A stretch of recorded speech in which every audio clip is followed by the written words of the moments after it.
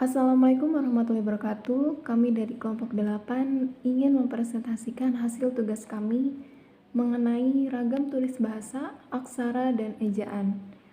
Kelompok kami beranggotakan saya sendiri Arum Safwati, lalu ada Firman Jaya Sukma, dan Sevia Mutmainah. Yang pertama, saya akan membahas mengenai ragam tulis bahasa. Ragam tulis adalah bahasa yang ditulis atau yang tercetak. Ragam tulis dapat berupa ragam tulis yang standar maupun yang non-standar.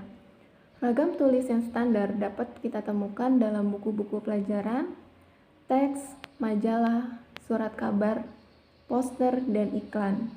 Sedangkan ragam tulis yang non-standar dapat kita temukan dalam majalah remaja, iklan, atau poster. Ciri-ciri ragam bahasa tulis. Yang pertama ada tidak memerlukan kehadiran orang lain. Yang kedua, unsur gramatikal dinyatakan secara lengkap. Yang ketiga, tidak terikat ruang dan waktu. Yang keempat, dipengaruhi oleh tanda baca atau ejaan. Kelebihan ragam bahasa tulis. Yang pertama, informasi yang disajikan bisa dipilih untuk dikemas sebagai media atau materi yang menarik dan menyenangkan. Yang kedua, umumnya memiliki kedekatan budaya dengan kehidupan masyarakat. Yang ketiga, sebagai sarana memperkaya kosakata. Yang keempat, dapat digunakan untuk menyampaikan maksud, memberikan informasi atau mengungkapkan unsur-unsur emosi sehingga mampu mencanggihkan wawasan pembaca. Nama saya Firman Jaya Sukma dengan NIM belakang 14. Kekurangan ragam bahasa tulis. Alat atau sarana yang memperjelas pengertian seperti bahasa lisan itu tidak ada. Akibatnya bahasa tulisan harus disusun lebih sempurna.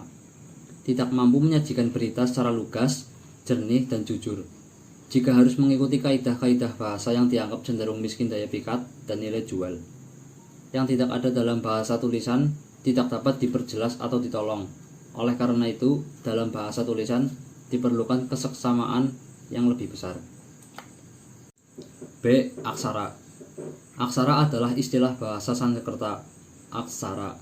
Istilah lain untuk menyebut aksara adalah huruf atau abjad dalam bahasa Arab yang dimengerti sebagai lambang bunyi, yaitu fonem. Sedangkan bunyi itu sendiri adalah lambang pengertian yang menurut catatan sejarah secara garis besar terdiri dari kategori.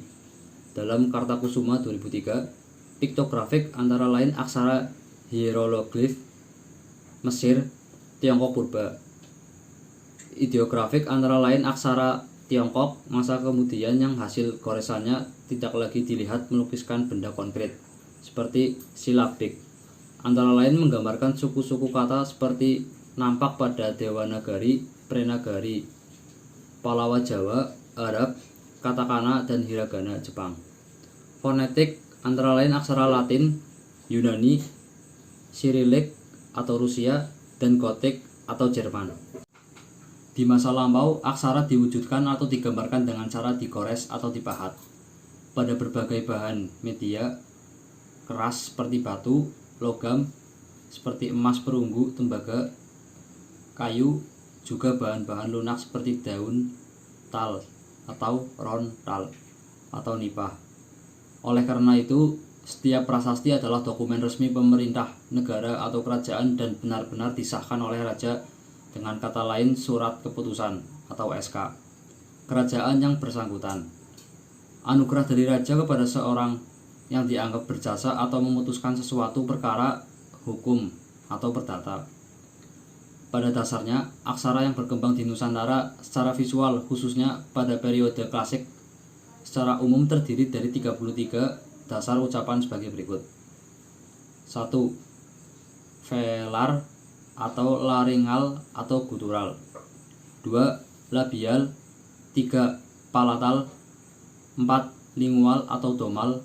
5. Dental. Vokal rangkap atau diftong. 1. Guturo palatal. 2. Guturo labial. Vokal perubahan Visagra dan anusfara abial.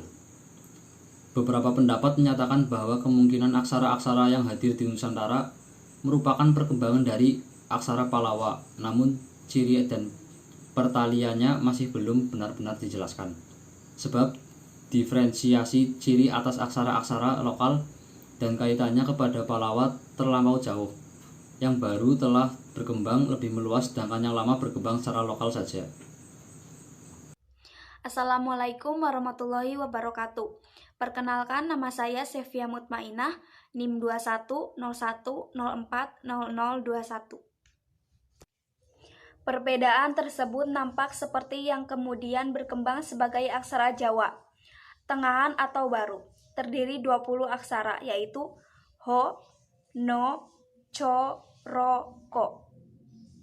Sama dengan ha, na, ca, ra, ka, da, ta, sa, wala, pa, da, jayanya, maga, batanga. C. Ejaan.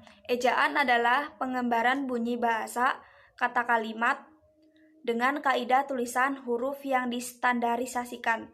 Ejaan biasanya memiliki 3 aspek, yaitu 1. Aspek fonologi menyangkut penanda ujaran berupa tanda baca.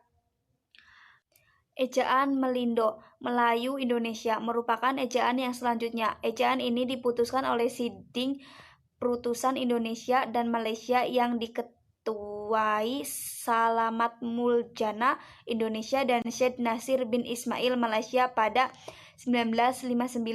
Perubahan yang cukup mendasar pada EYD yaitu 1. Tidak dipergunakannya lagi angka 2 untuk menuliskan bentuk ulang.